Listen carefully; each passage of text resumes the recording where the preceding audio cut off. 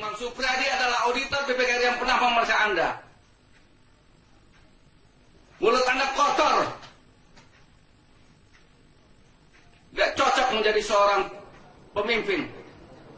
Oke, video viral ini memang menjadi pembahasan, ini tidak hanya di media sosial tapi juga diangkat ke mainstream media, di mana memang ini sebenarnya staf BPK. Dia katakan tadi Pak Imam ini adalah auditor BPK, tapi sebenarnya hanya staf begitu, karena ini berdasarkan dari statement dari Humas BPK sendiri yang menyikapi beredarnya video ini. Kami pun juga sudah berusaha untuk mengundang pihak dari BPK untuk hadir dalam trending topik atau setidaknya memberikan statement terkait dengan pengakuan dari Imam Supriyadi yang sebenarnya ini bisa dikatakan sangat rasis sekali begitu ya, karena mengucapkan kata-kata yang sangat tidak pantas dan membawa nama BPK dalam videonya. Nah, kalau dari Humas dari BPK sendiri menyatakan bahwa sedang diproses katanya saat ini, kemudian juga sudah melayangkan surat untuk memanggil Imam dan nantinya akan diperiksa sesuai dengan ketentuannya begitu. Dan dinyatakan itu dia bukan auditor tapi hanya staf di Biro Sumber Daya Manusia.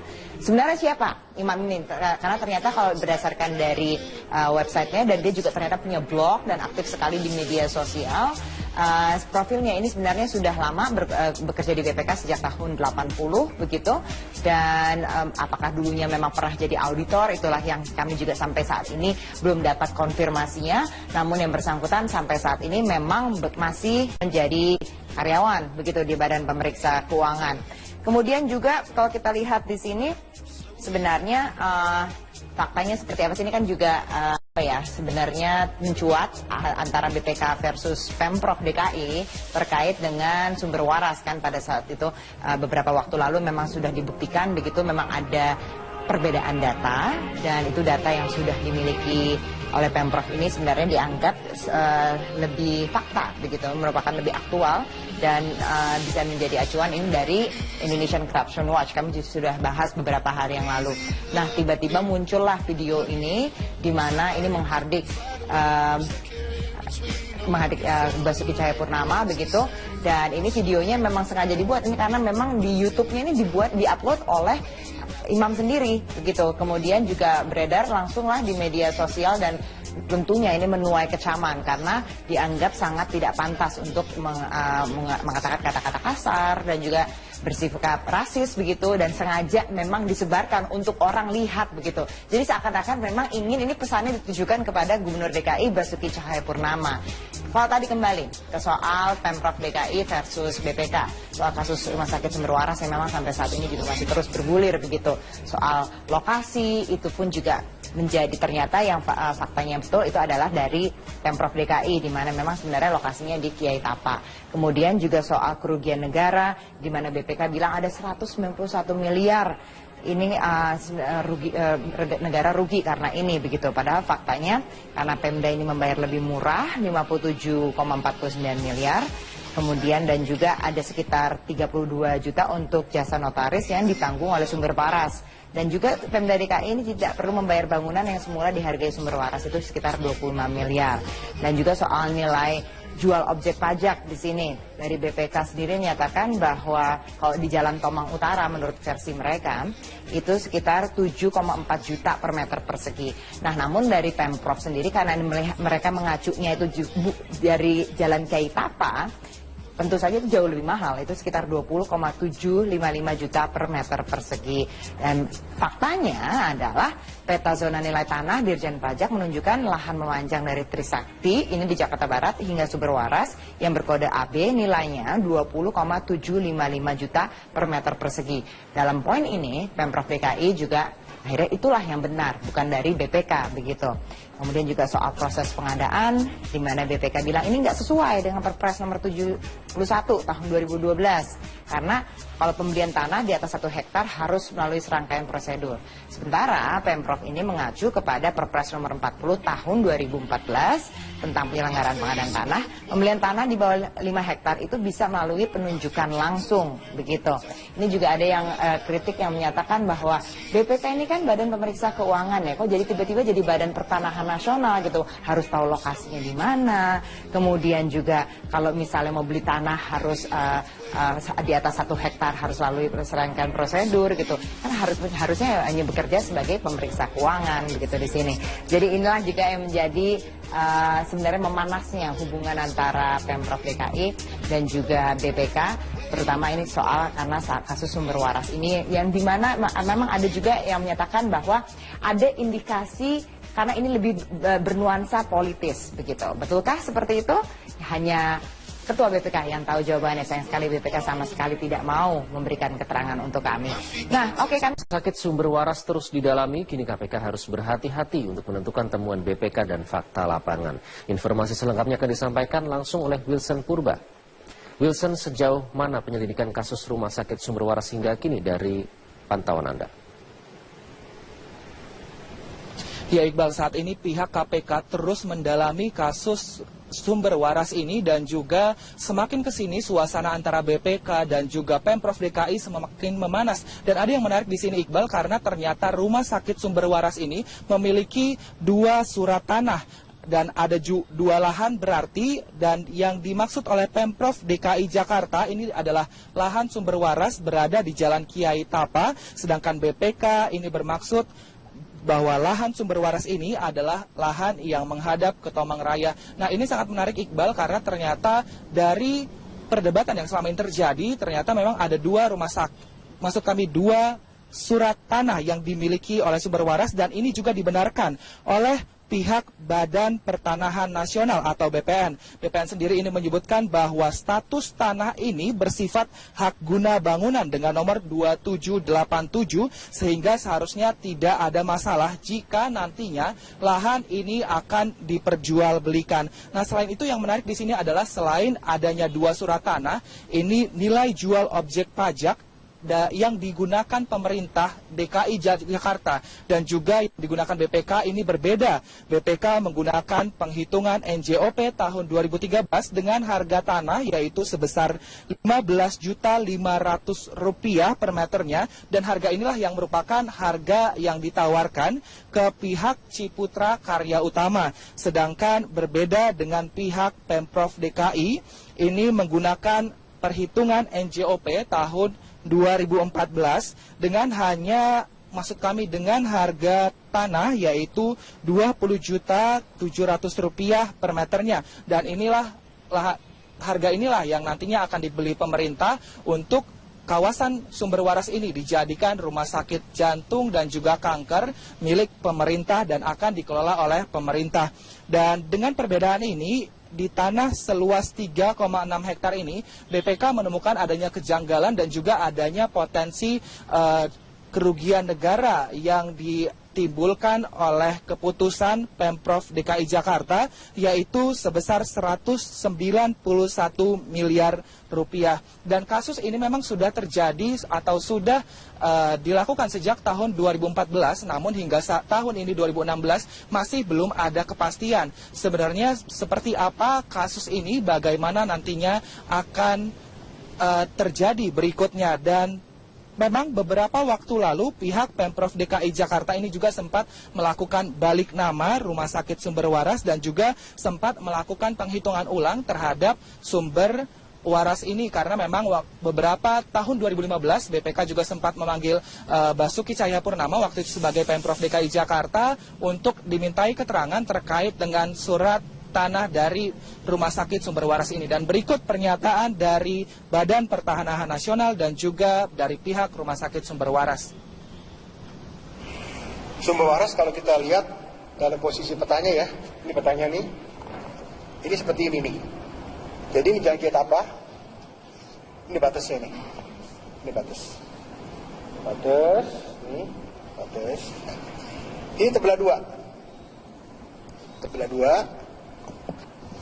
Sertifikat yang sini adalah ini. Sertifikat sini yang dibelah dengan Pemprov adalah ini. Nah, kalau kita lihat di sertifikat yang di sebelah sini, ini alamatnya Jalan Kiai Tapa. Bisa dilihat di surat ukurnya pun Jalan Kiai Tapa.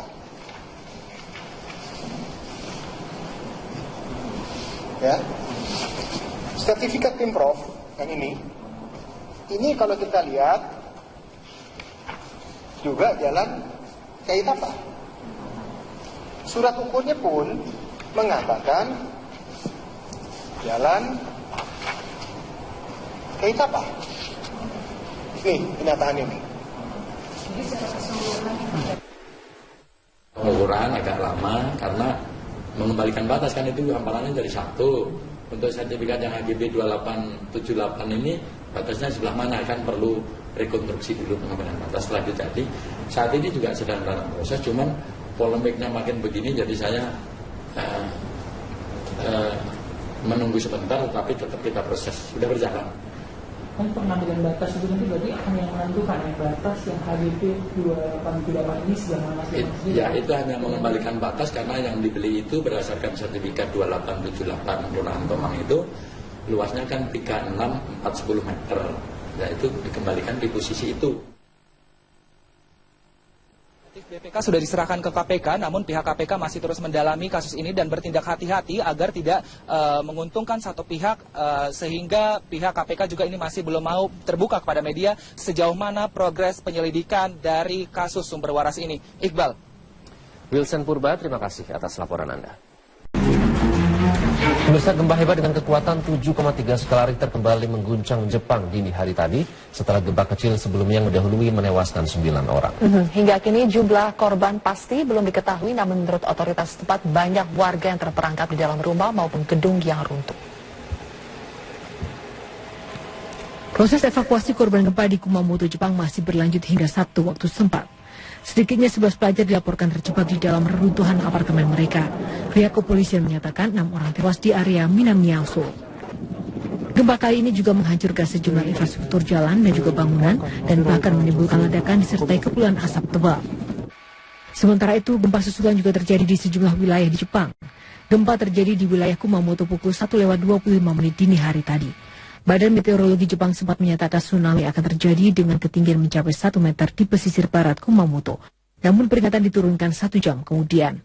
Hingga Sabtu dini hari tadi gempa susulan kecil masih terus terjadi beberapa menit. Menurut salah satu korban gempa yang berada di Imam Supriyadi adalah auditor BPK yang pernah memeriksa Anda. Mulut Anda kotor. Gak cocok menjadi seorang pemimpin. Oke, video viral ini memang menjadi pembahasan ini tidak hanya di media sosial tapi juga diangkat ke mainstream media, di mana memang ini sebenarnya staf BPK. Dia katakan tadi Pak Imam ini adalah auditor BPK tapi sebenarnya hanya staf begitu, karena ini berdasarkan dari statement dari Humas BPK sendiri yang menyikapi beredarnya video ini. Kami pun juga sudah berusaha untuk mengundang pihak dari BPK untuk hadir dalam trending topik atau setidaknya memberikan statement terkait dengan pengakuan dari Imam Supriyadi yang sebenarnya ini bisa dikatakan sangat rasis sekali begitu ya, karena mengucapkan kata-kata yang sangat tidak pantas dan membawa nama BPK dalam videonya. Nah, kalau dari Humas dari BPK sendiri menyatakan bahwa sedang diproses katanya saat ini, kemudian juga sudah melayangkan surat untuk memanggil Imam dan nantinya akan diperiksa sesuai dengan ketentuannya begitu. Dan dinyatakan itu dia bukan auditor tapi hanya staf di Biro Sumber Daya Manusia. Sebenarnya siapa Imam ini? Karena ternyata kalau berdasarkan dari websitenya, dan dia juga ternyata punya blog dan aktif sekali di media sosial. Profilnya ini sebenarnya sudah lama bekerja di BPK sejak tahun 80 begitu, dan apakah dulunya memang pernah jadi auditor, itulah yang kami juga sampai saat ini belum dapat konfirmasinya. Namun yang bersangkutan sampai saat ini memang masih menjadi karyawan begitu di Badan Pemeriksa Keuangan. Kemudian juga kalau kita lihat di sini sebenarnya faktanya seperti apa sih, ini kan juga sebenarnya mencuat antara BPK versus Pemprov DKI terkait dengan sumber waras kan. Pada saat itu beberapa waktu lalu memang sudah dibuktikan begitu, memang ada perbedaan data, dan itu data yang sudah dimiliki oleh Pemprov ini sebenarnya dianggap lebih fakta begitu, merupakan lebih aktual dan bisa menjadi acuan ini dari Indonesian Corruption Watch. Kami juga sudah bahas beberapa hari yang lalu. Nah, tiba-tiba muncullah video ini di mana ini menghardik Basuki Cahayapurnama begitu, dan ini videonya memang sengaja dibuat ini karena memang di YouTube-nya ini diupload oleh Imam sendiri begitu. Kemudian juga beredar langsung lah di media sosial dan tentunya ini menuai kecaman karena dianggap sangat tidak pantas untuk mengatakan kata-kata kasar dan juga bersikap rasis begitu, dan sengaja memang disebarkan untuk orang lihat begitu.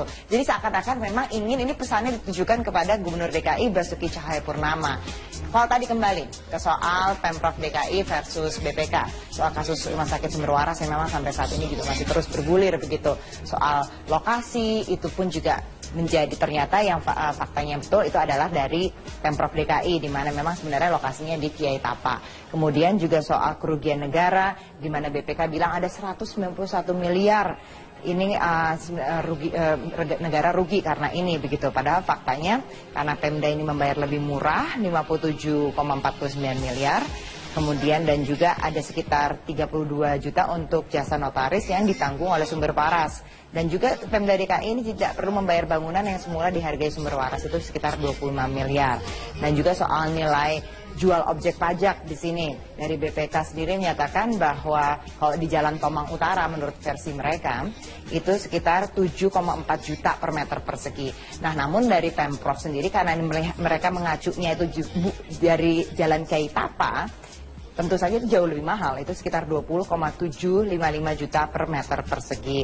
Dan faktanya adalah peta zona nilai tanah Dirjen Pajak menunjukkan lahan memanjang dari Trisakti, ini di Jakarta Barat, hingga Sumber Waras yang berkode AB nilainya 20,755 juta per meter persegi.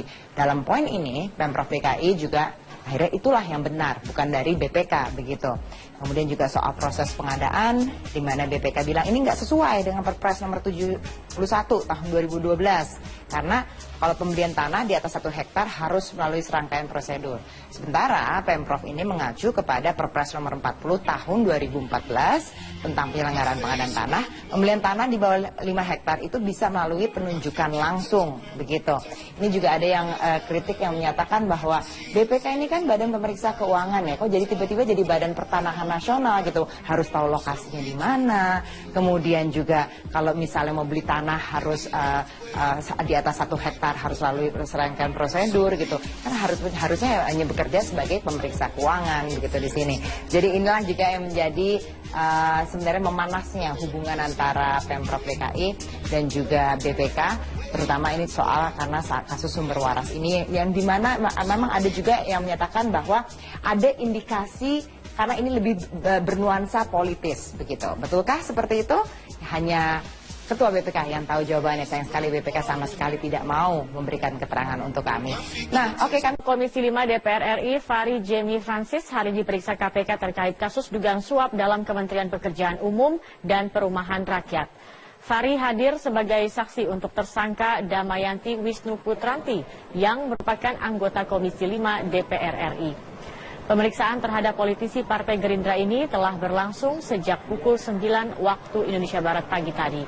Fahri diperiksa oleh tim penyidik KPK untuk mengonfirmasi apakah benar ada sistem pembagian rente di Komisi 5 DPR RI dalam proyek infrastruktur infrastruktur jalan di Kemen PUPR.